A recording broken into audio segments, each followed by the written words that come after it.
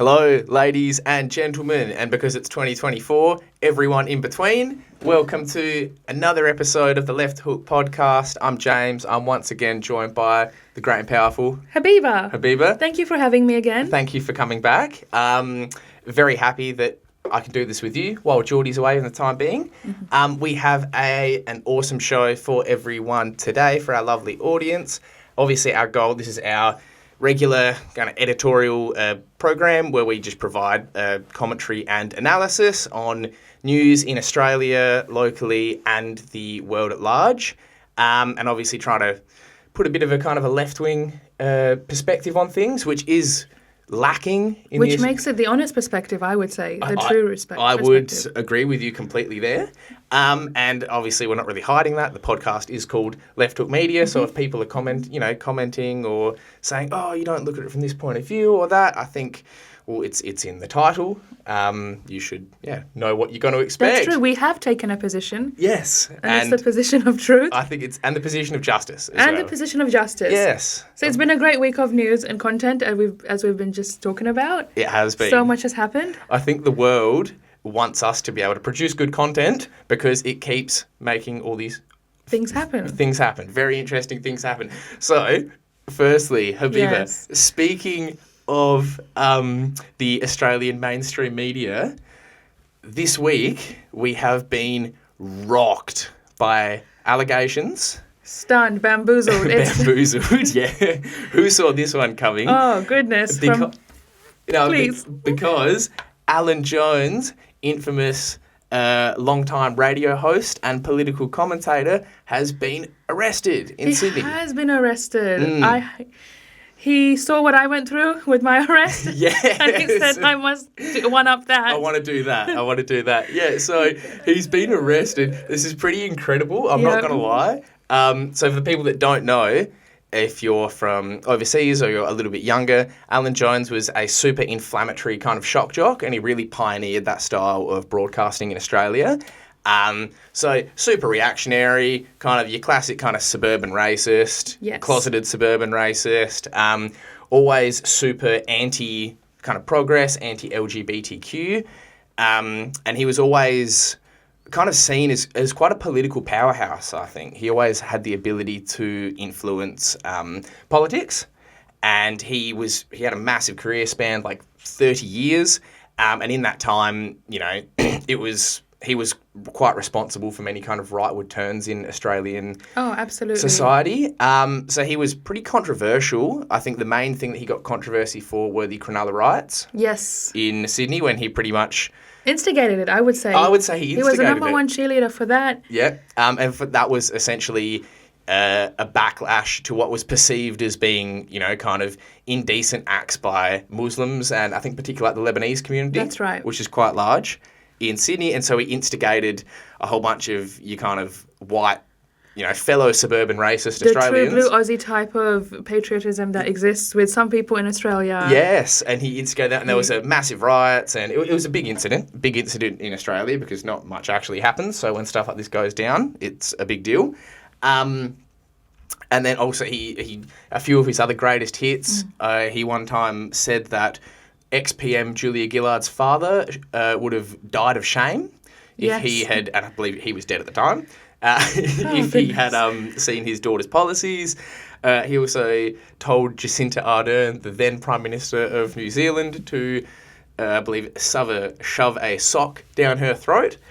And these were probably some of the nicer things that he's ever said. Yes. I was talking to someone about this the other day, and they said, look, I don't reckon he's ever said a nice thing about anyone or anything. In particular, women. Yeah. I believe that all his policies, all his commentary on his 2GB radio, as he was hosting it, were very supportive of Australia's conservative class. Yes, of course. And here, Australia's conservative class is basically rights for the white man only. Mm-hmm.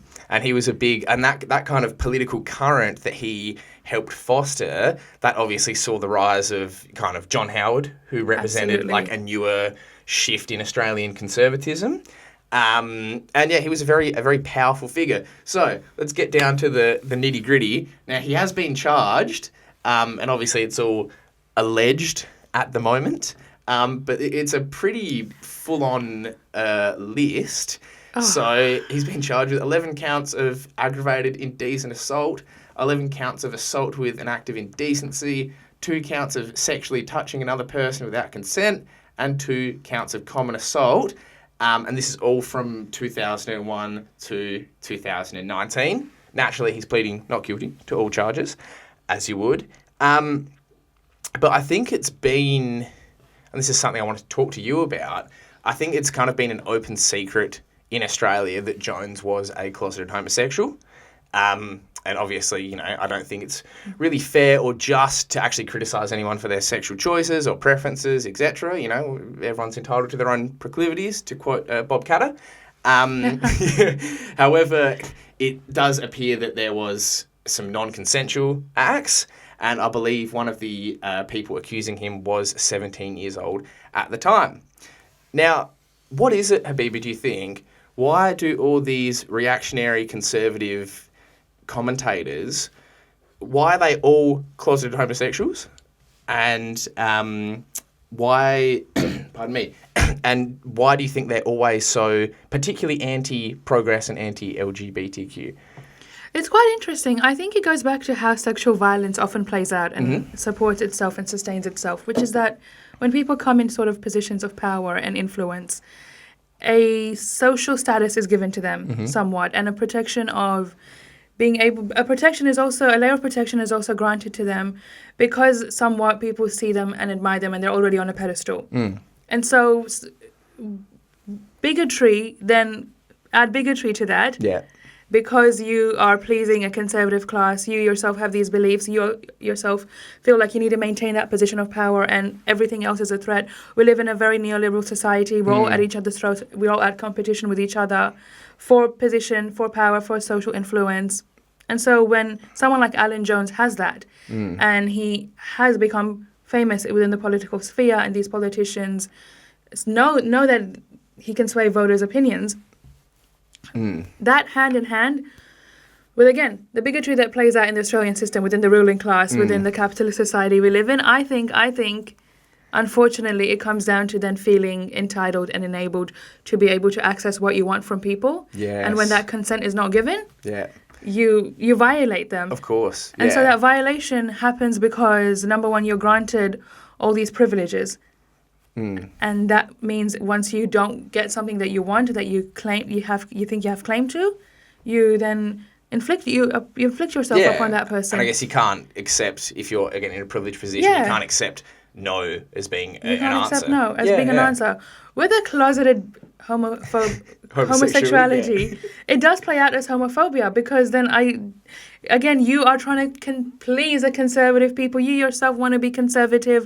You've been fed that that's the right way to be. You've been told that this is the proper, respectable way to be. Yeah. And then you don't feel that way. That's not who you are. Of course, yeah. It's funny to me. It's also a mystery to me. It is a mystery, but I also think it is a little bit sad. To a certain extent, because obviously that's something that he's never kind of admitted to. He's 83 years old and he's just, never had a wife or a notable partner or anything like that.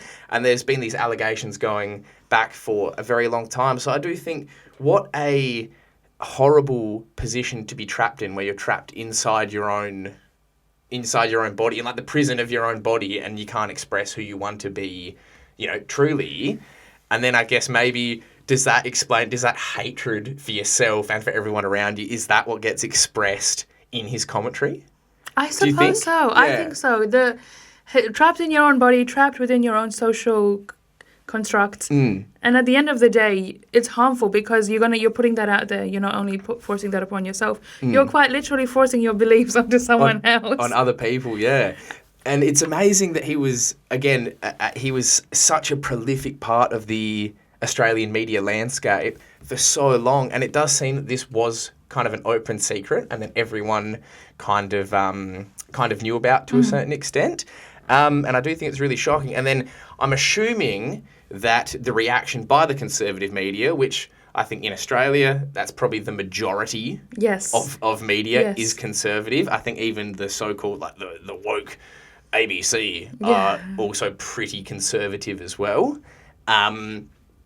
And yeah, I think the reaction will be interesting because already we've seen people like the enlightened Peter Credlin has come out and said, you know, I've known Alan Jones for years and this is completely out of character. And it seems, well, to be honest, actually, it seems like it's quite in character, doesn't it? Character for I the think man. this also speaks to our media as a whole in Australia, because Alan Jones was one portion of it, but he was quite popular and he maintained his popularity throughout as a media personality for all these years. He was successful for a reason. He was the algorithm, companies, businesses, the business side of this, the marketing side of this propelled him high up and mighty. Yes. And so it really does speak to what the media wants to push forth to the Australian consumers. Of course, yeah. And it's worth talking about how it's not the first time this has happened. This is unfortunately a common occurrence where a media personality, someone in position of power with politics, has been charged with such offences. And it seems to be, especially I've noticed in the kind of the Conservative class and the Liberal Party, and especially someone like Alan Jones, who he was originally went to a boarding school in Brisbane. He had a failed career as a politician. I think he tried twice in like the 70s to run for some local seats, failed, so he ended up, I think he was a speechwriter for Malcolm Fraser for a little bit. And then he actually has, his career is interesting. He was a rugby coach for a little bit. He's done it all, this man, you know. Yes. He's done it all. But then obviously I think he realised his own political ambitions could probably be better realised in the broadcast sphere as opposed to actually, you know, directly as a member of of a political party, etc. But to me, it also represents, you kind of have this, it's almost like a hangover from the British where you have the old kind of boys club.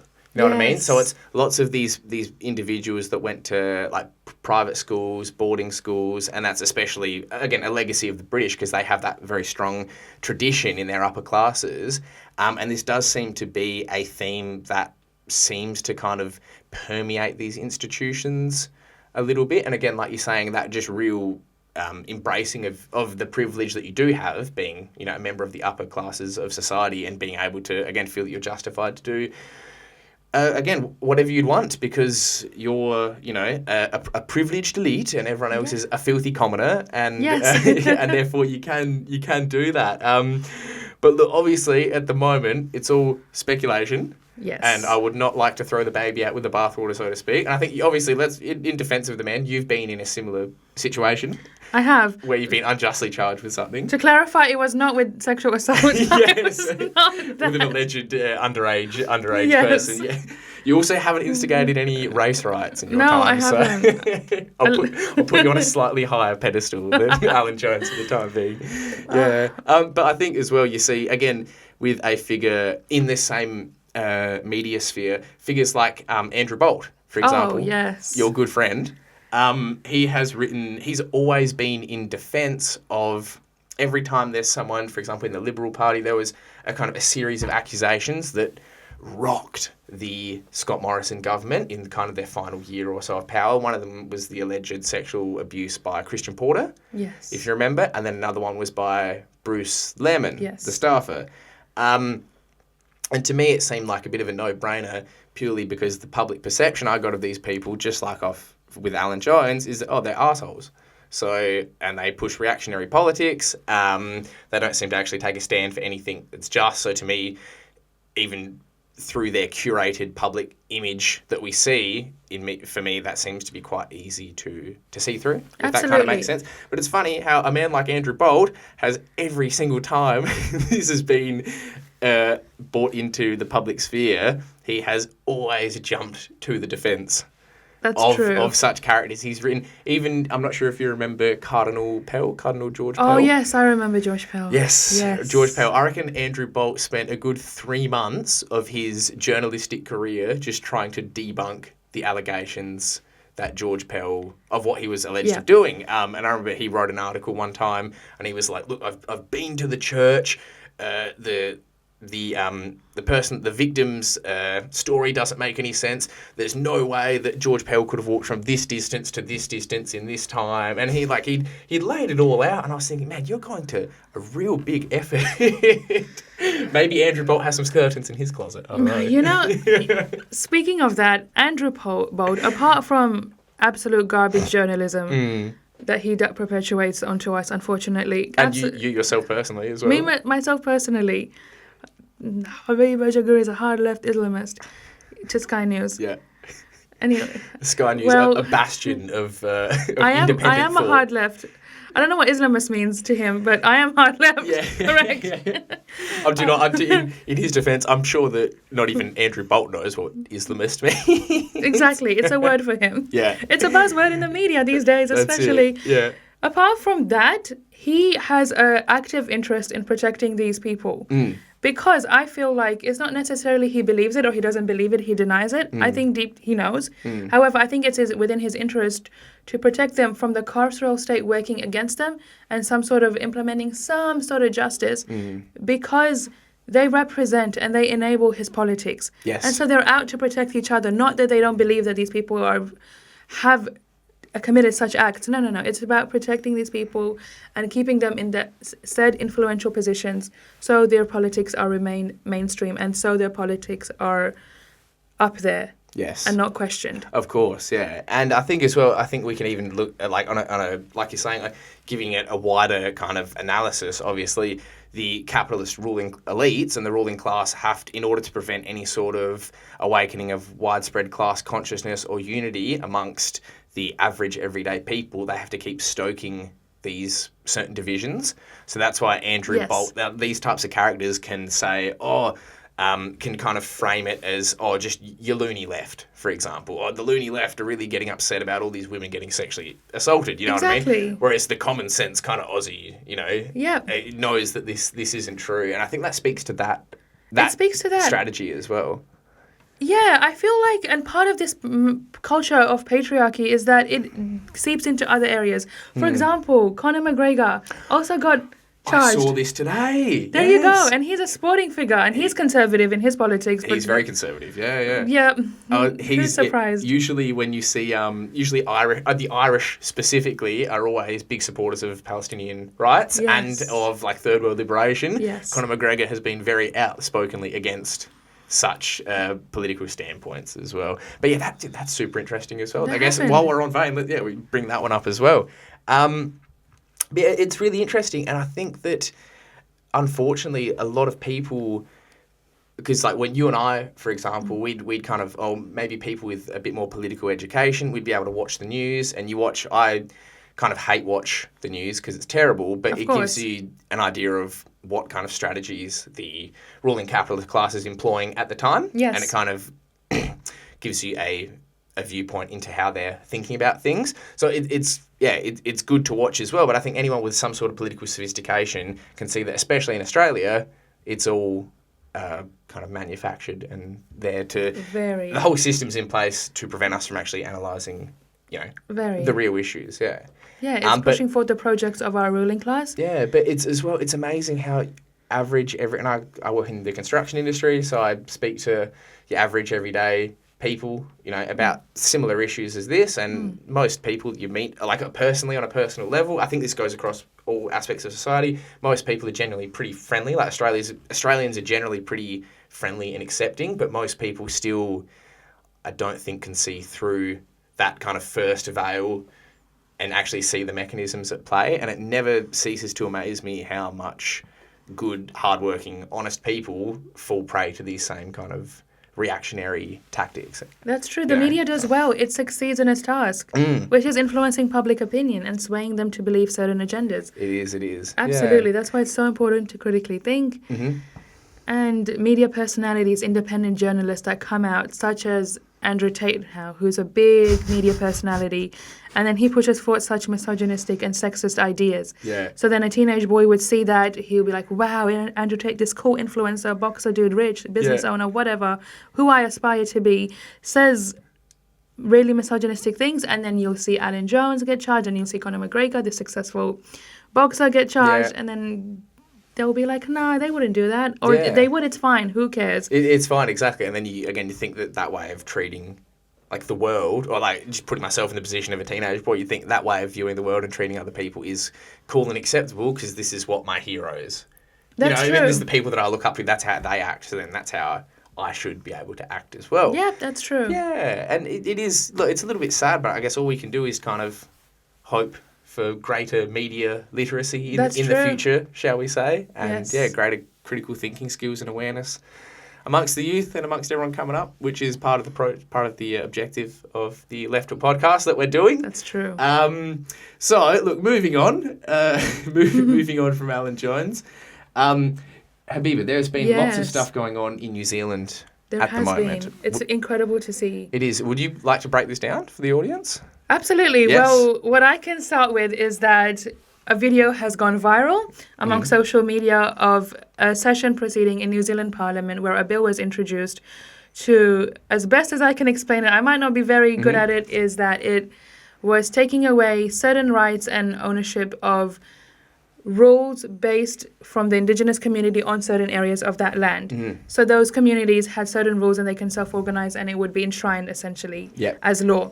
So that bill was there to challenge and oppose it and take away those rights of self-determination among Indigenous communities in certain areas and territories. And as a way to debate that bill, a haka protest was done in Parliament. Yes. And you can see that girl quite literally the congresswoman tearing it in half and a haka starting. So that went viral. It was very cool. It was so cool. It was very cool. Members of Parliament stood up and protested alongside her in solidarity. Yeah.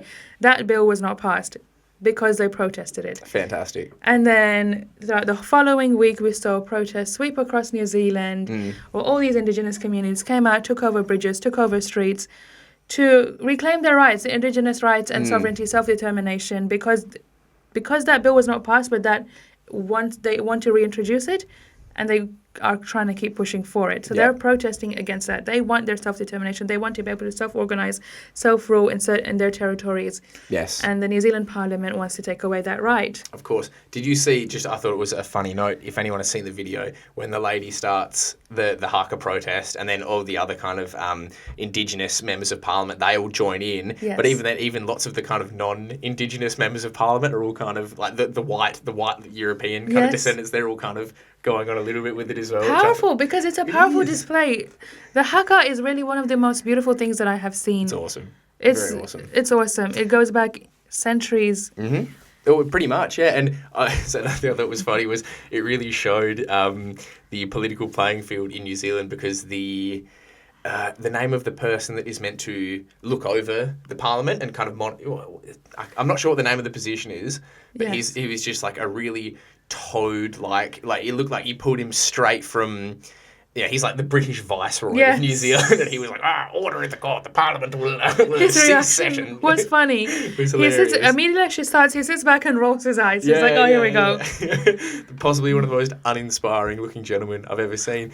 But I think, but obviously this actually comes back to the way New Zealand was colonised as well by the British. So it was around the similar time as Australia, but it was a little bit different. Whereas, because in New Zealand, obviously, geographically, it's quite a bit smaller, and when the British arrived, the Indigenous peoples, the Maori peoples of New Zealand, or how do we say it? Please do not mind my terrible Australian pronunciation of Aotearoa, which is what the Indigenous name of New Zealand is. They all actually formed kind of like a united front in a coalition and actually fought the British to a standstill, which is very based, in my opinion. Very cool. Very cool. Very cool. And that didn't happen in Australia because Australia is so vast and the Indigenous communities didn't have one unified identity. So there was no way to get a collective representation to actually challenge the British mandate, if that makes sense as well.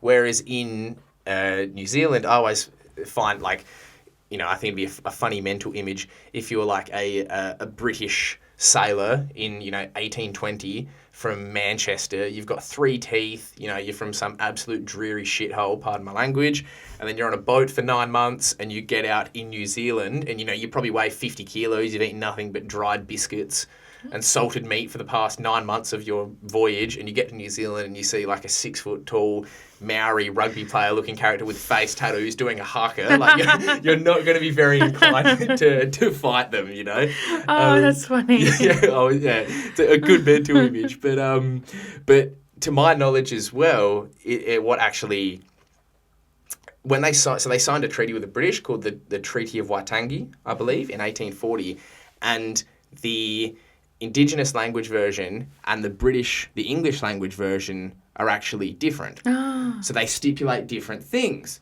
So a key difference, I wrote this down earlier, the Maori version guarantees self-determination to the Indigenous peoples and enshrines the right for them to govern themselves, whereas the British version makes no mention of this, and it stipulates that all the, collective Maori chiefs have to, quote-unquote, cede to Her Majesty, the Queen of England, absolutely and without reservation, all the rights and powers of sovereignty. So I believe it comes down to this difference in interpretation. So the idea was, as the Maoris interpreted it, it was, well, you can set up your own thing there. Like, you can have some of our land, do your own thing and govern the white settler population, but you can't govern us. Like, the treaty that we have signed, to our knowledge, gives us full self-determination. And obviously over the, preceding 180 years since then, the settler population has since expanded and pretty much taken over like 90% of the island. Yes. And as in pretty much all colonial situations, the Indigenous peoples have been relegated to the lower socioeconomic status, so they have typically occupy a lower rung of society and obviously have like worse health outcomes, education outcomes, etc., because, if you're an Indigenous person from a non-European culture, why do you feel that you have to fit into a European capitalist culture, for example? That's right. That's true. And a European capitalist society and all the things the values that brings as opposed to your own traditional value systems. That's true. Yeah. One really interesting, James, with this is that procession that happened in Parliament, that protest that happened, was not a normal parliamentary incident to happen. And it's so different from your normal standard parliamentary proceedings where a bill is introduced, a debate happens, people vote, legislation is passed. Because this is sort of like a respectability politics way of going about differences within the ruling class. And not much difference would be made at all for the workers, the public, because it will be about their interest and best way to debate that out. Yeah. So the fact that she did that, she came and tore that apart. She fought for her rights. She fought for her people's rights in a manner that broke the glass ceiling. It broke the glass ceiling. A protest tearing up a bill inside Parliament House, inside a session where something is being debated. It's a lesson for us all, I believe. Absolutely. She didn't accept that. She said, outwardly rejected it, because at the end of the day, these policies impact people. It's a life or death matter for people. It can change everything for certain people, certain communities, a large demographic. And I found it really inspirational. Yeah, I think, again, like you're saying, it was one of the things that made it powerful was because it went viral, you know what I mean? And these kind of viral moments like that do actually change things. Like, they do actually lead to a creation of, a shift in society, shall we say. And I think it was funny how the speaker, the imperial viceroy, that toad-looking bureaucrat man who he just kind of didn't know what to do, essentially, or how to handle that situation. All he could say was, this session of Parliament will be adjourned or whatever for the time being. But like you're saying, I guess that's probably almost more representative of, the kind of Indigenous communities. Yes. And how they would do their politics and come to consensus as opposed to sitting there and just discussing a bill. That's true. And I like the word you used. It was truly representative of the struggle happening on the ground. Yes, correct. It's interesting because if, obviously, the audience may not know, but like Australia hasn't gone through the same decolonisation process that lots of the developing world and the colonised world has. Like, obviously, you kind of Australia, New Zealand, Canada, even the United States had their own kind of revolutionary war. Absolutely. Revolutions happen in those other places. Australia didn't ever do that. No, there was just kind of this, I guess they'd established, the British ruling class had established kind of a certain power structure, and they decided it would be more in their interests to essentially cede the national identity to Australia and say, oh, you can have, nominal independence while still maintaining all these social and economic relations that still benefit them for the most part. Being a member of the Commonwealth, exactly. Yes, exactly, yeah. Part of the imperialism project, you support it, you participate. Yeah, that's it. But obviously, you think that's one thing that sets us apart. Like you look at like Algeria, Vietnam, Guinea, like all the kind of the African states, even the Latin American states, they had their kind of, wars of independence against the Spanish. Iran had it against Shah. Yes, exactly, yeah. And that's kind of formed the basis of a new national identity, which they can take forwards. And I think, obviously, I'm not advocating for any sort of violent revolutionary uprisings, but that will, I think in order to move forwards, and this is a question that has to be addressed in Australia as well, there needs to be some sort of reckoning and a shift in our national identity. But this has reflected... Sorry, continue. Yes. The debate, I would say, most of that's happening in Australia about national identity is to remain under the monarchy or a republican country. Yes. But there's an alternative question as well, an alternative little idea that some people, some groups, some movements want within Australia. Yes. Well, as we can see, I have a clip here that we'll chuck up, and this is, again, Senator Lydia Thorpe echoing the same sentiment that we've seen in New Zealand amongst Australian. Censure motion is like that to me. I don't give a damn about censure motion. In fact, I'm going to use it for kindling later on in the week. If the colonising king were to come to my country again, our country, then I'll do it again. And I will keep doing it. I will resist colonisation in this country. I swear my allegiance to the real sovereigns of these lands. First Peoples are the real sovereigns. You don't have some random king rock up and say that he's sovereign. Would you like that happening to your home? Would you like someone to knock on your door and say, time for you to leave, I'm taking over, and these are the new rules of your house? Well, not on my watch. This is shutting down a woman of colour. White supremacy exists in this country. White supremacy exists in this building. Now, to call it out doesn't mean you're a bad person. It's just truth-telling. I come from strong blood, and I represent the Black Sovereign Movement, and we are resisting the colony. I'll use the privilege of what a senator has to infiltrate and bring down the colony. That's what I'm here for. I'm not here for friends or votes. I'm here to bring down the colony. Look, very based words. Very based. Very based words from Lydia Thorpe. Can I just say to all my women in politics that are anti-colonial and unapologetic and abrasive like that, I love you. Yes, because we do need the people like that, you know what I mean? We need it. We need it. And again, we'll talk about the patriarchy earlier. Yes. In regards to Alan Jones. But yeah, I think this is the kind of thing that these people in these positions that have been given these kind of social privileges, they just can't handle. That's true. true. Like just like conceptually, you've got an Indigenous woman standing up and like being brazen and ripping up that censure motion. I think it's just so beyond, what could be fathomed essentially. Absolutely. People will be shocked. They'll be like, this is the most rudest, this is the worst thing. Oh my goodness, the social fabric of our society, social cohesion. Yeah. You have someone chaos. You'd have someone criticising her in Parliament. Or you'd have a character like Andrew Bolt, for example, criticising Lydia Thorpe and then going on to defend an accused rapist. So you think, man, moral compass. Exactly. A little bit off there, Mind you, all she did was shout. Yes. Yeah.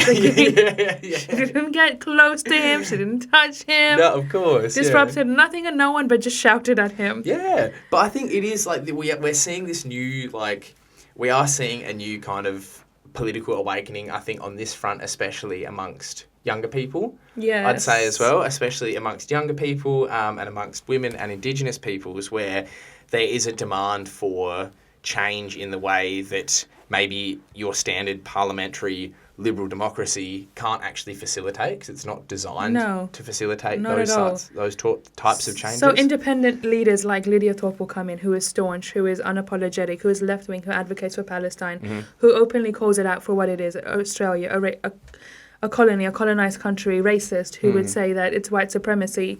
And she's absolutely right. And this would stun people. This would stun the long-term supporters of the Liberal Party, of Clive Palmer, of Pauline Hanson, who believe that they're Indigenous to Australia because they were born here. Yes, yes. And then cry over welcome to country. Yeah, exactly. This is something that people get pissed off about. Who will cry because Mehreen Faruqi won her lawsuit against her. Of course, yeah. The difference. There's a difference. I know, when you pointed out that, it is it's quite stunning. But again, like, we have to remember, in Australia, Indigenous peoples were considered flora and fauna. They were considered had the same legal designation as flowers and animals up until, I believe, like the 1950s. Yes. So there's a lot of work to be done, and I think facilitating social change for the benefit of all Australians, because again, unless you're an Indigenous Australian, like, everyone's an immigrant. That's Australia, true. Like, my family was born overseas. Your family was born overseas. We're all immigrants to a certain extent, and I think unless there's kind of some reckoning for that, again, we're never going to be able to develop a new national identity and push us forwards and actually make progress. And the misconception with Lydia Thorpe, as the right-wing media do attack her with, is that she's not saying, everyone get out of Australia, I hate all white people. This has never been the case. No. Her politics are actually very informed, and her policies on everything and her position on colonization and decolonization is actually in the interest of all of us, because it's wanting to dismantle that system that is right now conducting a genocide in Gaza, that is right now quite literally putting children in prison, Indigenous children in prison as young as 10 years old. That is allowing people like Alan Jones to potentially, hopefully not, get away with certain activities. Yes, of course. And I think as well, when you actually break it down, like, no matter what anyone's perceived political positions are, if you broke these things down to normal people, I think, like, honestly, 98% of people in Australia would actually agree with that. You know what I mean? Like, if you actually broke it down and said, there's common sense, like, there's essentially, a struggle for actual kind of some justice moving forwards, not so we can be hindered by the past, but so we can move forwards, essentially. So we can move forwards, that's right. Oh, good on you, Lydia Thorpe. Good on you. And the struggle, I think, will continue. There'll be a lot of... Powerhouse. Yeah, she's a powerhouse. And there'll be a lot of, like, reaction, I think, to this. But as this political movement grows, hopefully we can see some better things for the future for Australia. So this was in response to the censure motion, by the way. Yes. So, next on our 16-course menu that we are enjoying here today, Habibah, you have brought this to my attention, a recent story, which I actually had no idea about this until you brought it up. But we're just going to play a little short from Al Jazeera and then have a quick discussion about it afterwards.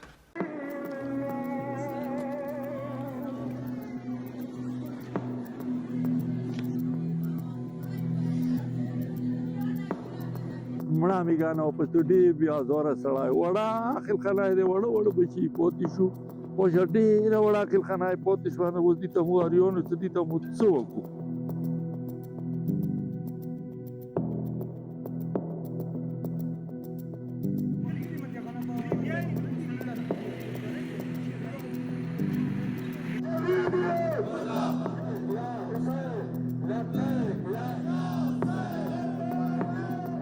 सूबाई वजीर आला KPK से मुतालबा करते हैं कि अपने क़िबले को दुरुस्त करे और इस वाक़े की शफाफ तहकीक की जाए कि पाराचनार ममलकत पाकिस्तान का एक अजीम हिस्सा है, इसकी हिफाजत की जाए और फ़िरक़ावारियत के बीज को न बोया जाए।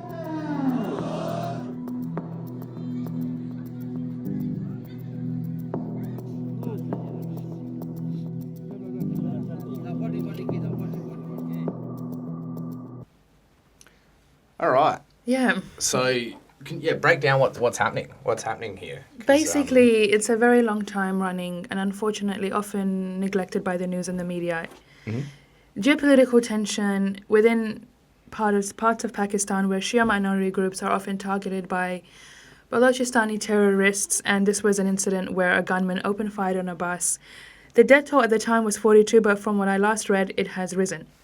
And it exists to perpetuate, I would say, sectarian violence, which I'm very much against. I'm very pro Muslim, Islamic unity within all the sects. And this happens in Pakistan quite often. These terrorist attacks unfold.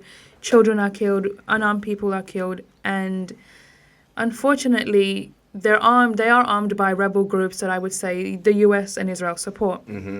These terrorists are armed and supported by imperialist entities in that region. Well, the timing of it as well. The timing of it is quite interesting. Exactly. Yeah. It's quite interesting. And so what is particularly interesting in that clip is during the protest, if you saw the phrase Yazidiyat Murdabad, it means Yazidiyat, which means a system of corrupt ruling. Murdabad, the death to it. Death to a system of corrupt ruling. Of course. So these minorities often protest and campaign for economic equity and social justice by the Pakistani government, and they're met with violence, they're met with repression by rebel groups of course. within that country. So Pakistan, you can inform me on this and the audience, Pakistan is a majority Sunni nation? Yes. Yes, correct. But obviously there are pockets of the Shias. Pockets of Shia minorities. Yeah.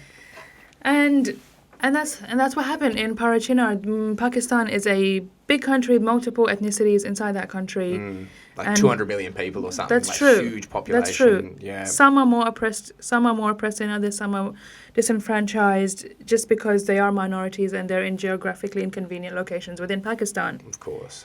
And so obviously you mentioned, obviously this was, this act of terrorism was undertaken by these Balochi kind of separatist groups. Yes. I remember a few months ago, the first time I'd heard of Balochi separatist groups was when there was a targeted strike by the Iranian military into Pakistan to remove these groups. Yes. And I remember there were heaps of the standard kind of geopolitical online commentary going, oh, Iran and Pakistan are going to go to war, which I thought was just preposterous at the end of the day. But it does seem, again, that there does seem to be, as Pakistan has always, from its formation, kind of been run by its military and its intelligence services, and they have always acted in the broader overall interests of Western hegemony. Absolutely. I would say, specifically when it comes, maybe you can provide us with more info, but specifically when it came to the organising of, like, the funding of the madrasas, which then kind of was the birthplace of the Taliban. And that was obviously organised by the Saudis as well as the CIA, rubber stamped by the ISI and then the Pakistani intelligence services, and then that has, to an extent, almost created this modern kind of, shall we say, sectarian, ultra-reactionary Islamic wave that we've seen maybe kind of over the last couple decades. That's true. That's true. And so the small media push that you get from it is that, it's tribal fighting between Shia and Sunni groups. Whereas actually that's not the case. It is actually about imperialism. It is about revolution and independence and fighting for social justice. And so that voice being repressed violently. Yeah, of course. So these separatist groups, they trying to cause division within the ethnicities of Pakistan. Do you think, this is going to be a pretty broad kind of question, but do you think these separatist groups act with a certain amount of permission from the Pakistani state and a certain amount of approval from the Pakistani state? I imagine so. It's hard to say. I'm not that informed about the relationship with the Pakistani state and the government. But the fact that it's an ongoing incident, these ongoing terrorist attacks happen, it shows that the crackdown is not so hard enough on these said terrorists. Yes, of course. So for me, that is already evidence enough that real justice is not being practiced to protect. The Pakistani state is not practicing real justice and taking serious measures to protect its people. Yeah, of course. And like you say, it's obviously a very diverse country, ethnically diverse, That's right. Geographically diverse, and you think, you say to your standard Aussie, mention something about Pakistan, they'll probably maybe know the cricket team. They might know Imran Khan, perhaps. Yeah, who was, again, I guess... In and out of jail. But I guess while we're on that point, maybe he was also trying to maybe pursue an independent political agenda for Pakistan that didn't kind of fit into the existing imperial framework. He was trying to pursue independent foreign policy that's not, serving the United States on a silver platter, at their pleasure. But that's true. I think as well, it's sad, but these kinds of things, to my knowledge, or the main outcome that we will see will be the perpetuation of sectarian violence. Unfortunately. And that will further increase the divisions within the society, and I guess further maybe, keep Pakistan less developed, less socially integrated, That's true. and less capable of, again, progressing forwards as a society as a whole. That's right, which is important then not to give in to that. Yes. It's important to maintain that united front, and not that sectarianism is not progressive, it's quite reactionary. And that our enemy is one. It is, and they reside in the form of military, and they reside in the form of police and state and courts. So Pakistan is a very diverse country. Unfortunately, politically divided. But at the end of the day, they're located in such a convenient place in the world where ruling class and superpowers can come in and exploit it. Of course. And I guess they've always kind of, similarly to Afghanistan as well, they've always been in that position where it's just at such a crossroads. That's true. That there's so many other interests invested in that particular section of the world that takes the sovereignty away from the Pakistani people. That's right. Yeah. That's right. And then the collateral damage, if you say, are these incidences. Yeah. And I think that's kind of a tale as old as colonialism itself. That's to true. To a That's certain true. extent, and as old as like state and police oppression as it is itself. Yeah. Do you have anything else you want to say? No, that's it. That's it. Well, that was very informative. I actually had no idea about that until you brought it up. So thank you. Go. Now, moving in a slightly more, shall I say, European-centred direction. Oh, yes. I did want to talk to you about the escalations that we are seeing in the Russia-Ukraine war that's been ongoing. Have you paid much attention to this at all? I haven't, James. Why don't you tell me? Well, pretty much the Americans, the Biden administration, has given the Ukrainians permission to use British and American-made weapons, missiles, so specifically the ATACMS system, which is American-made, and the Storm Shadow missile system, which is made by the British. And they've essentially given them permission to fire into Russia as a whole. So this was being talked about for a couple of months.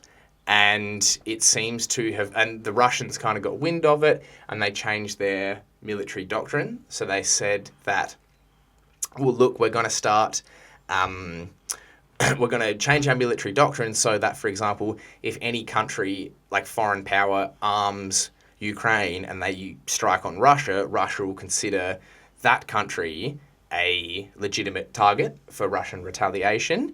And that seems to have, I think, kind of done the trick for the last couple of months while it's been talked about, because nothing has happened as of up until about a week ago. And I'm not sure, Habibah, if this is how can we say it, if this was the Biden administration, because I think obviously Donald Trump has just come into power, and one of his whole mandates of pretending to be the anti-war candidate, which we discussed last week, not looking very likely going into the future, but one of his kind of mandates was to, I will end the war in Ukraine. And I'm not sure if the Biden administration is doing this as a political move so they can just hand him the poison chalice and just say, we've got this horrible potion in here, you have to deal with it now, or if it's a different political ploy where they could be saying, hey, just in case you wanted to get out of this, you can't get out of it now because we're escalating it for you, and you're going to have to. And obviously the United States has to respond with force. It's very difficult politically for them to back down from a conflict. Like, they just have to go forwards. They don't know how to do anything else. And so it'd be interesting to see how this changes things. So to my knowledge, they did use these missile systems into Russian territory. I'm not sure if they've done much damage. Obviously, you have to take the Russian media with a grain of salt as well. But then Russia has since responded with a massive ballistic missile attack on Ukraine. And I believe the difference is the missiles that they use this time are capable of striking anywhere in Europe. So it's a good thing that the Americans, it's a typical American thing, just light the fire and walk away type thing. You guys have to deal with it. But one thing that I thought was quite amusing was this came after, I'm not sure if you've seen this, but they were saying that there were North Korean troops in Russia. Have you heard about this? No, but I saw a meme and I disregarded it, but apparently it's gone, okay. So apparently... It's being talked about. It's being talked about. Apparently, originally they said there was like 1,000 North Korean troops, and then it was 10,000 North Korean troops. Now they're saying, latest intelligence reports suggest 100,000 North Korean troops. I think they're wrong. I reckon there's 45 million North Korean troops. They're just, the whole nation is the there whole nation fighting. is there. Yeah. And so then the European and the British power, like Britain and the United States, are saying, well, look, we're justified in arming Ukraine to attack Russia because we're a foreign power supporting Ukraine, and the North Koreans are a foreign power supporting Russia, so therefore, we have the right to do this as well. Dude, I haven't actually seen any substantiated information about whether there are actual North Koreans on the front lines. Yeah. There have been... I know that there probably is some integration in terms of like the military academies and training and stuff like that they do together, I think, because they do have some sort of alliance. But I do think it's funny as well because I've actually seen videos of you guys fighting for Ukraine in Russia and they're British. Yes, or exactly. they're Polish, or there's That's like right. Spanish mercenaries, Colombians, Germans, French. That like, we've seen. Yeah, That we've we've seen. Yeah, it's just every bloody Western nation. We've under the even sun. seen Zelensky stand behind a green screen, and then what comes out of that, I can send it to you so we can put it up for the audience. Yeah. The video that comes out of that is like he's standing in front of a building in rubble, smoke everywhere, like a very Hunger Games, Katniss Everdeen kind of picturesque, but then it's actually revealed that it was a green screen and he's safe and sound. Well, he is an actor. He is an actor. I think this is the biggest role of his career, and his acting chops have been put to the test. But it's really sad because, like, from what I have been able to see, is that the Ukrainians aren't going to win. No. But obviously, you don't have to support Russia. Like, I'd say first and foremost that, being on the left side of politics, I believe that every country has a right to defend against aggression. That's right. I can't blame the Ukrainians for obviously wanting to fight, but I think historically, looking back at the situation in this particular part of the world, it's so obvious that Ukraine's being used to fight that's Russia. Right. Even with the Minsk agreement, that was dismantled and just absolutely... Of course. The NATO push. This is NATO's fault. It is NATO's fault. Not that they'd ever... Because obviously Ukraine's a democracy and we have to fight for democracies, of course. But it's also funny because even when they're talking about the whole North Korean thing, I've seen footage of Asian guys in Russian uniforms before, but it turns out they were Russian because as the European or the American mind cannot actually comprehend Russia is a part of Asia. So you're going to have people... That look Asian. Yes. And it's just... it's completely... Yeah. It's completely insane. God. So this is an escalation. It is an escalation. Australia is militarily obligated to support US and they're supporting Ukraine. We're supporting Ukraine. So again, it drags us into a conflict, which is not good. No, it's not. It's not good for anyone, and especially the Ukrainians at the end of the day. So I think, how can you say you're trying to help protect Ukrainians when you're responsible for hundreds of thousands of Ukrainians? That's true, killed, exactly. And I guess hopefully, looking into the future, all I can say is hopefully it doesn't escalate any further. But yeah, time will tell, and we'll have to wait and see. Time will tell. I think it will escalate as long as it seeps profit to the military-industrial complex, unfortunately. Well, you're right as well. Yeah. And I guess even if you look at, for example, you can mirror that to Afghanistan, for example, or Iraq even, where I think, to my knowledge, lots of the planners knew pretty well within the first year or two that these were not going to, the strategic objectives were they were never going to be able to be met. No. But I think as long as you have that presence there and as long as you can justify the presence there, then you can keep recycling money out of the public tax base into the pockets of the corporate. That's why being anti-war means being anti-capitalism, anti-imperialism. Yes. And this is something we will keep pointing out as long as we can. Absolutely. Habibah. James. In some really important news, in my opinion, this might be one of the most groundbreaking items of news that I think we have covered, and in terms of shifting global discourse and the political situation around what's happening in the Middle East at the moment, I'm sure you have seen that the International Criminal Court has issued an arrest warrant for the man himself, Benjamin Netanyahu. Benjamin Netanyahu. And Ben Gavir, his Ben Gvir, comrade. and Yoav Gallant as well. There you go. Ex-defense minister, of course. So after 13 months of, shall we just say, genocide. Bloodshed, minute by blood-soaked minute. Yes, which has been broadcast in glorious high definition to every single person in the world. In 4K sound bites on our screens. Yes. They have finally, the International Criminal Court has finally actually realised that they can no longer sit by and just let this go. And so they've issued an arrest warrant. So specifically for war crimes, including starvation as a weapon of war, and crimes against humanity. So murder, persecution, and other inhumane acts. Now they've also issued this for the Hamas leadership as well. So the arrest for Hamas leadership. I'm actually not sure specifically who that is or what members they're talking about, or even if we know who the members of the Hamas leadership are. But this is big news. This is very big. What were the charges against Hamas leadership, though? I would imagine. I'm actually not sure. I imagine it was something along the same lines of terrorist acts or crimes against humanity, et cetera, et cetera. I think they had to give a little bit to, you know what I mean? Give a little bit to America and the Israelis. Yes. Because they are kind of still the dominant powers that dictate how international law gets dictated and carried down. But this means that under international law, if any of these gentlemen travel to a country that's a signatory of the Rome Statute, so I believe there's about 122 countries. Australia being one of them, mind you. Australia is one of them, yes. That means that nation is obliged under international law to arrest them. On the spot. I believe 136 countries are 136. signatories. Yes, well that's awesome. The Rome Statute. So it's not all the world, No. but it's a good chunk, and it's all of Western Europe. Yes. All of Asia, Australia, all of Latin America, for example, lots of the African states. So this is a big deal. However, there's one country that's not a signatory. One country in particular. Which is the land of freedom and the home of the brave, the United States of America. So they never signed the Rome Statute. In fact, they have...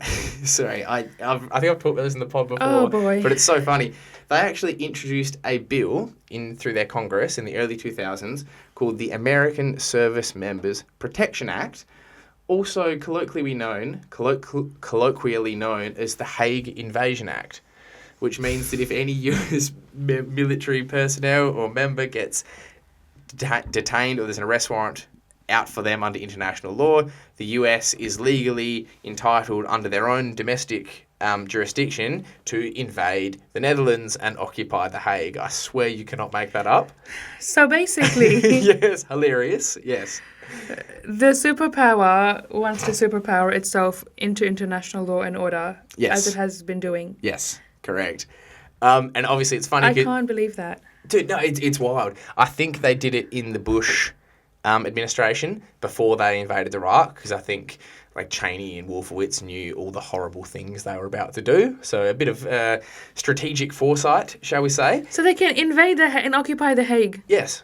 Wow. Yeah, and it's not going to be illegal under US law. And since the US doesn't abide by international law, I guess that's the only law that they need to follow, because obviously they are the indispensable nation and they can do what they want and et cetera, et cetera. What a joke, James. Dude, it's an absolute joke. But that's why I'm even more shocked, the fact that they've actually come out with this arrest warrant for Netanyahu, because it was so blatant and it's taken them so long to do it. And we think about, for example, how this... we can compare this to the situation in Russia and Ukraine, where after the Russian incursion into Ukraine, within about 2 or 3 weeks, the International Criminal Court brought out a charge against Vladimir Putin. Yeah.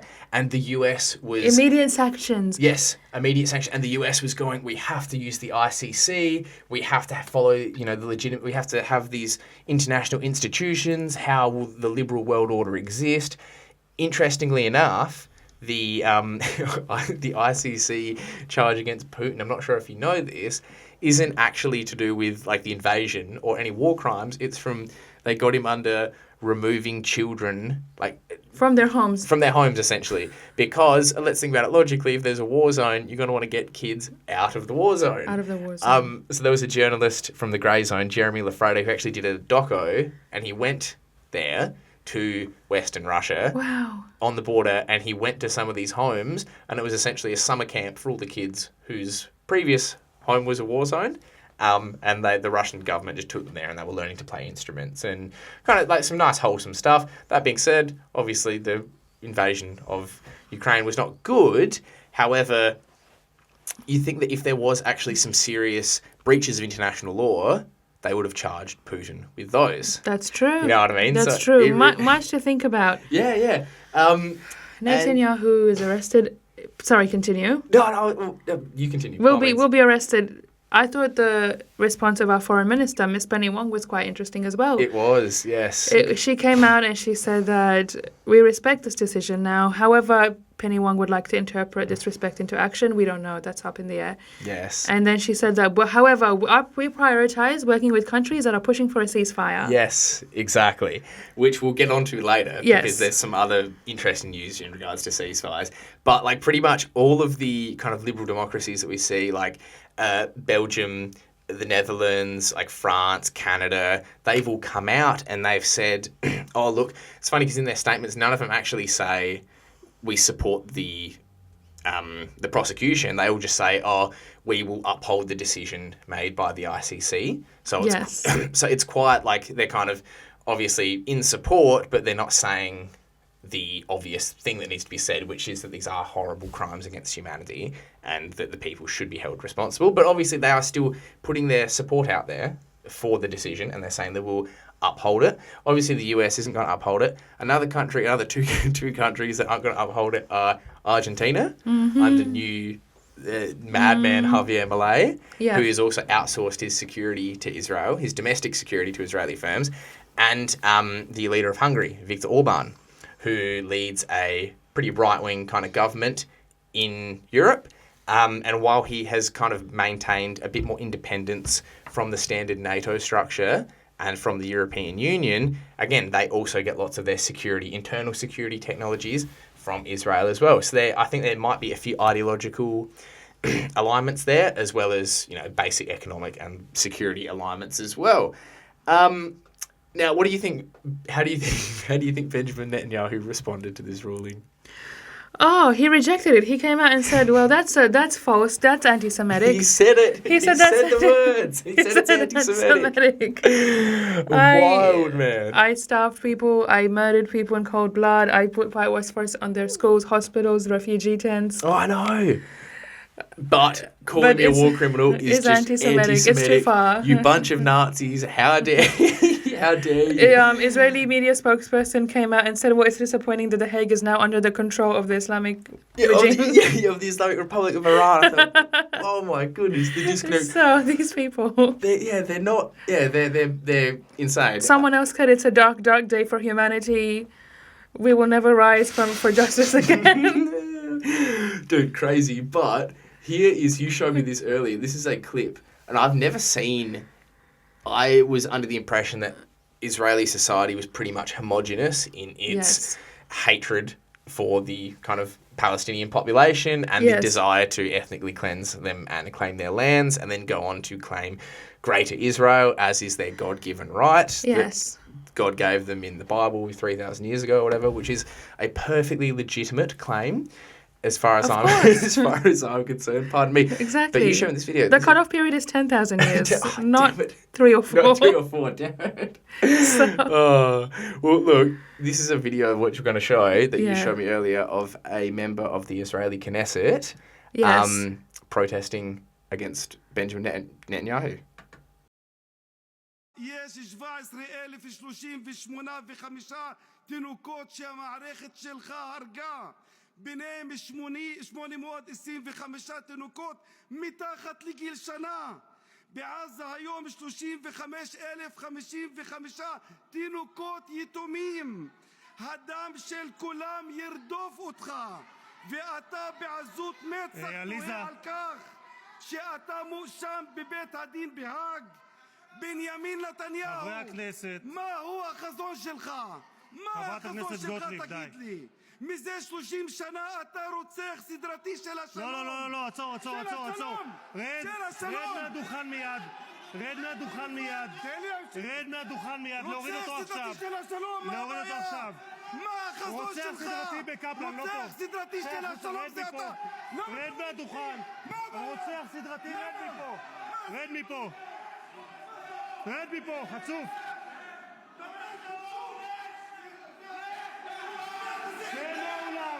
Wow.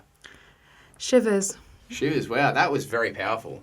It was. That was incredibly powerful. Absolutely commend that. Yeah, no, act. absolutely commend that man, considering his life is probably going to be very unpleasant from now on. At Absolutely, the hands of absolutely. the greater Israeli state. But it's amazing how every single person in Parliament, in the Knesset, heckled him. Heckled him. Immediately as he brought up the children, that lady immediately started heckling him. Yeah. So that he is an Arab. He is of Palestinian identity, Yep. but he holds dual citizenship. That's Yeah, why of he's course. able to be in Parliament. Of course, yeah. That's incredible. I've never seen that before. And No. honestly, that does warm my heart to know that there is some sort of backlash Absolutely. within Israel, even though it might be really, really small and really, really insignificant. The fact Yeah. that someone is willing to stand up there and say that. Benjamin Netanyahu looked really receptive to that criticism, I have to say. Yes. I don't imagine him being able to even come out and speak out. And be Yeah, like, well, I did this because of this. Yeah, there's literally nothing he can say. I think he's probably Mm. planning which, refugee camps he can bomb Next. Yeah. Perhaps that's why he's deep Yeah. in thought and he's not giving any proper response. Well, full on, and I absolutely commend that gentleman there.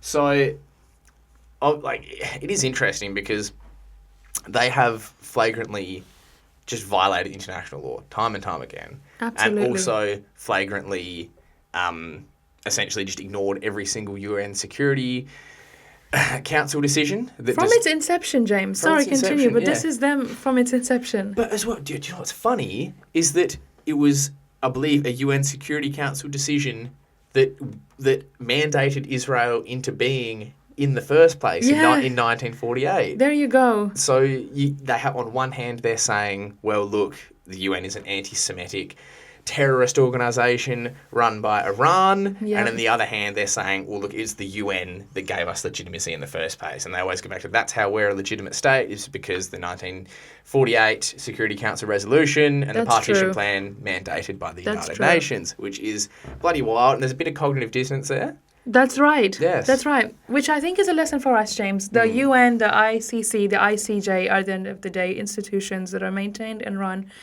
and organized by elites of countries. Yes. So our genuine justice and change will not come from there.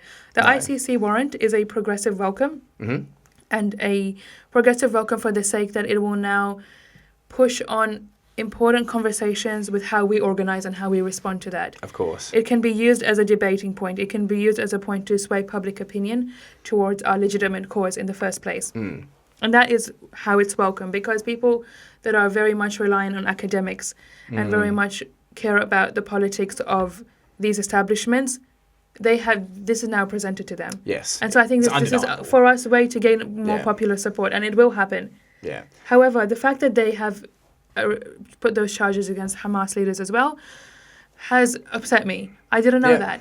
No, I think it's kind of incorrectly. Obviously, you can agree or not agree with what Hamas has done, but it kind of equivocates them as being the same. Exactly. So it puts the entire Israeli state with its billions, the high-tech military, its billions of dollars of foreign backing, its immense, overwhelming firepower, its apartheid system, and then it puts Hamas on the same level as them. Exactly. Who are, a resistance organisation. Look, there are some dodgy origins of Hamas and some of their funding, for example, Qatar, for example, and they have worked with the Israeli state in the past to a certain extent, but they are fighting for the resistance in a tiny little impoverished strip of land. Under siege. Under siege. Under constant bombs. And we're talking about these actual fighters that are regular orphan boys, as they come out and say in their speeches. Yeah. We are just orphan boys that have grown up. And they say, we don't want to fight. We'd rather have normal lives, but we have to. They said it's our dream to go to sit at the beach. Yeah, exactly. But you have to resist. You have to resist. So to equate that Israel, as you said, and also nuclear powered. Yes. Illegally nuclear powered as well. Nuclear powered. Yeah. And not... To that, the ICC, what's your goal?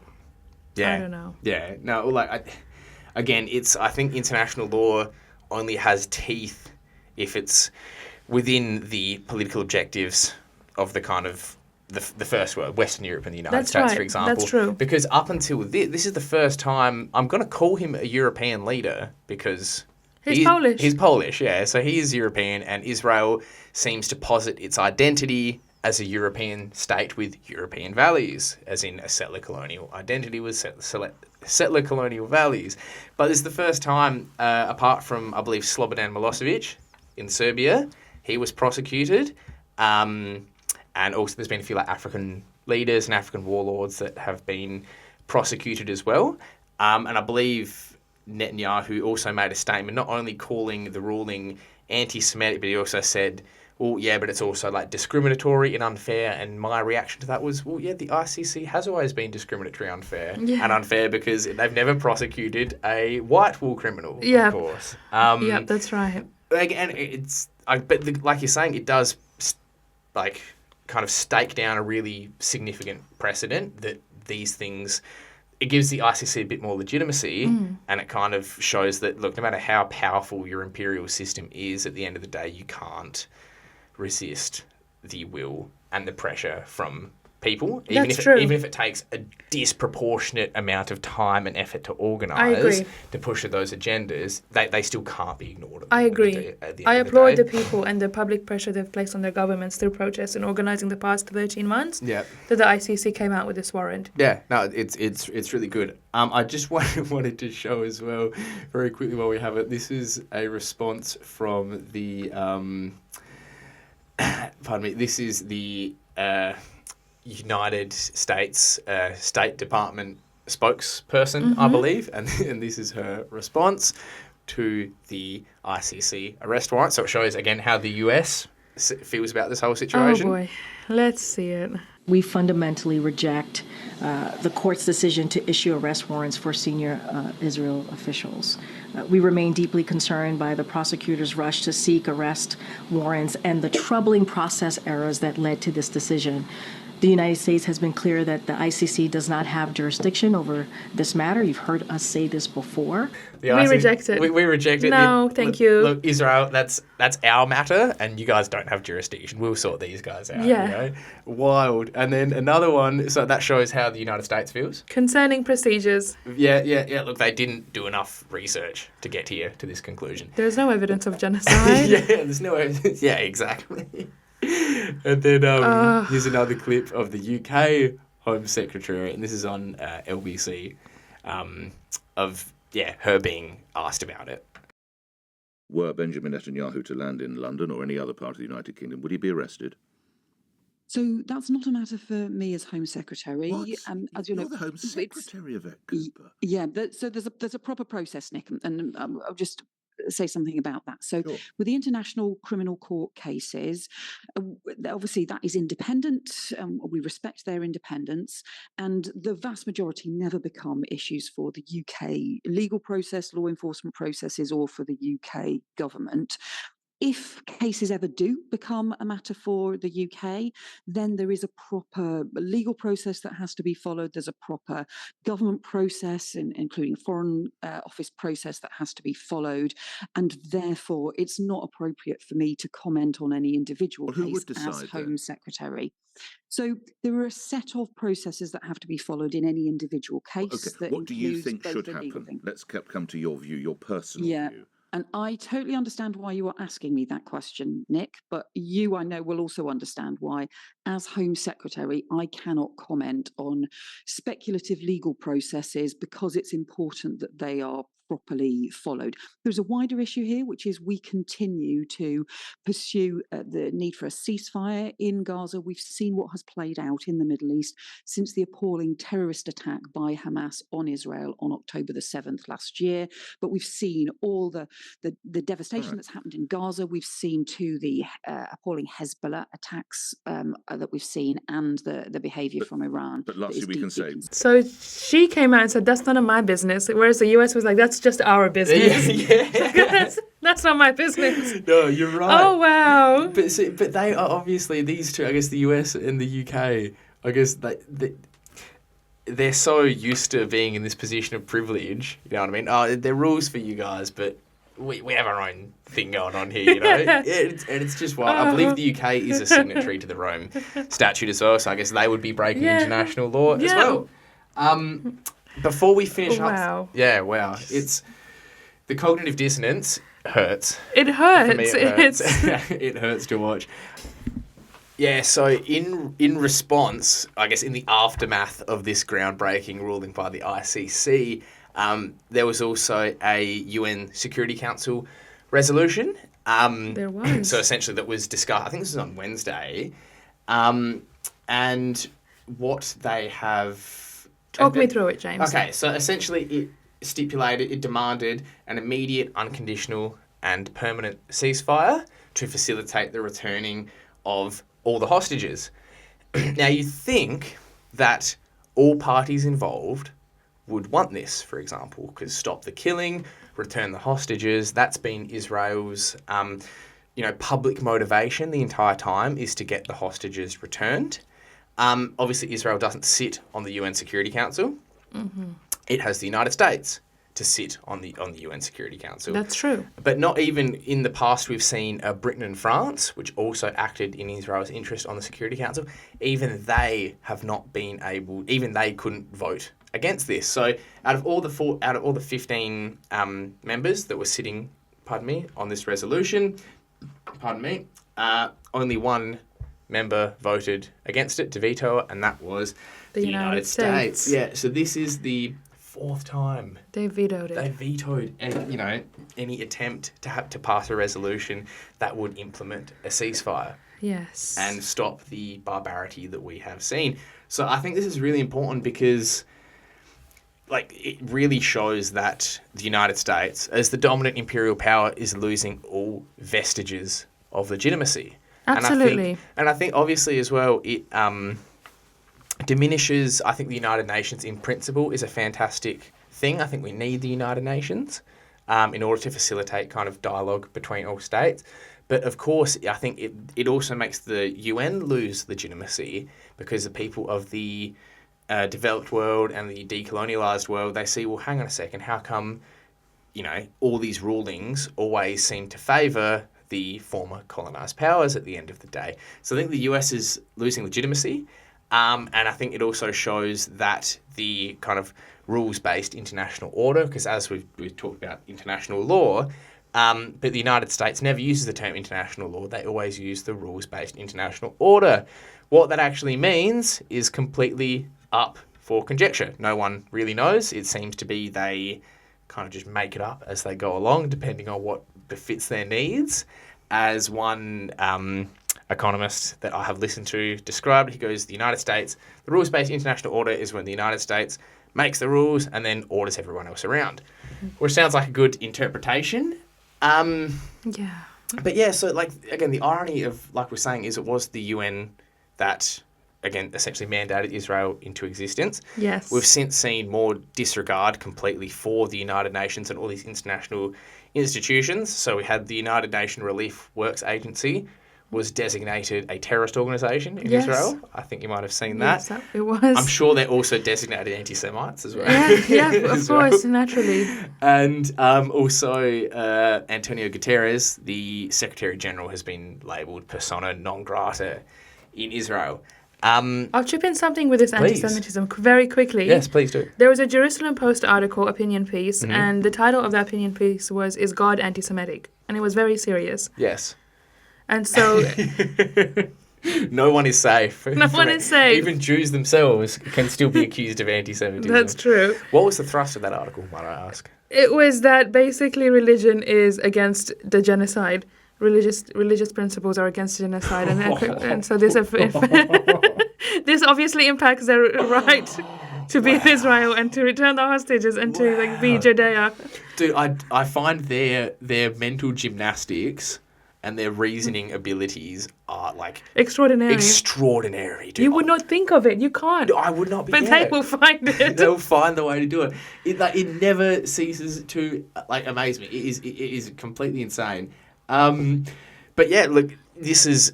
I'm not sure how long the US can keep vetoing these things for. I don't know how. Yeah. Well, obviously, they need to protect their imperial interests. They do. And Israel is their most important imperial interest. But yeah, look, it's... But what sort of resolution can be presented for the UN to veto, for the people of the US to be like, we are the bad guys? Yeah. Yeah, exactly. Because return the hostages, as you said, it was the very beginning of their public campaign and their motive. And I think, look, maybe if there was a UN Security Council resolution to drop nuclear bombs on Iran, I'm sure that's the only way we can get the hostages back, you know. But it's really sad. So there was a speech that I just wanted to essentially quote from. This is from the UN, the Deputy UN Envoy for the State of Palestine, Majed Bamia. Yes. He was quoted with saying... I'd advise everyone to watch his speech. It is fantastic. It goes about 14 minutes. And he said, the world should not grow accustomed to the death of Palestinians, to seeing Palestinian children starving, to seeing mothers carrying their children from one place to another, forcibly displaced. The fact that we are Palestinians does not make that less shocking or less outrageous. Maybe for some, we have the wrong nationality, the wrong faith, the wrong skin colour, but we are humans and we should be treated as such.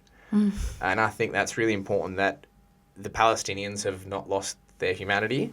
I think the Israelis, whatever little humanity they had left, is slowly slipping away. Absolutely. Same for the United States, but the rest of the world does have humanity, and that, at the end of the day, that does give me hope. These are very important words, not to grow accustomed to the death and suffering of Palestinians.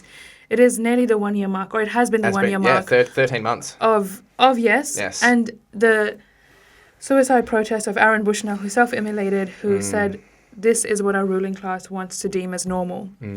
And so it should not be normalized. No. We should not accept this. He's absolutely right. Powerful words. Yeah. We've seen it in our screens live streamed for 13 months, going on to 14 months. And even like I maybe this might be the same for you, but even I have, to a certain extent, you see these horrible images every single day, and then you start to become desensitized. But like, I know I've started to become desensitized. It feels that way, doesn't to where it? you're used to seeing such acts of barbarity, and then you need to kind of catch yourself, and it's really upsetting, and it kind of whittles down at you. But yeah, well, I've grown accustomed to seeing it. Everyone's grown accustomed to seeing it, and we should, not just in the Palestinian circumstance, but all across the globe, this should not be something that anyone should get accustomed to or have to suffer through as well. But look, at the end of the day, I will always try and be optimistic, because at the end of the day, the fact that it's only the US that's vetoing this, the entire world is against them. The fact that the ICC did come out and has, you know, essentially made this judgment, although in practice it might not change heaps of stuff, it shows that